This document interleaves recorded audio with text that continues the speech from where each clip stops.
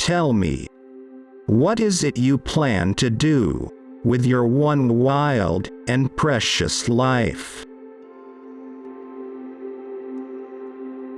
Someone I loved once gave me a box full of darkness. It took me years to understand that this too was a gift.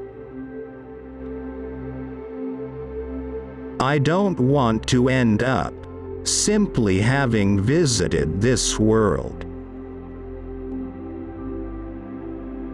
Love yourself, then forget it, then love the world.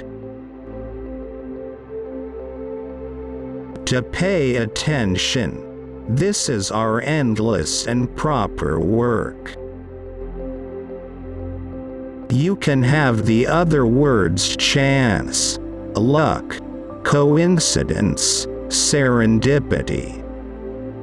I'll take grace. I don't know what it is exactly, but I'll take it. If you have ever gone to the woods with me, I must love you very much. Keep some room in your heart for the unimaginable. You must not ever stop being whimsical, and you must not ever give anyone else the responsibility for your life. I believe in kindness, also in mischief, also in singing, especially when singing is not necessarily prescribed. Listen, are you breathing just a little and calling it a life? Tell me about despair, yours, and I will tell you mine. Meanwhile, the world goes on. This is the first, the wildest and the wisest thing I know. That the soul exists and is built entirely out of attentiveness. It is better for the heart to break than not to break. If you suddenly and unexpectedly feel joy, don't hesitate. Give in to it.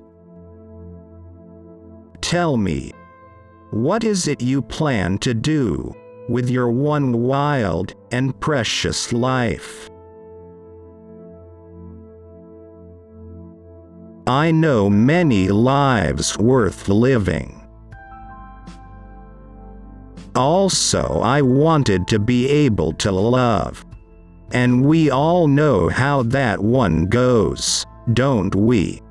Slowly. You only have to let the soft animal of your body love what it loves. But I also say this: that light is an invitation to happiness, and that happiness, when it's done right, is a kind of holiness, palpable and redemptive.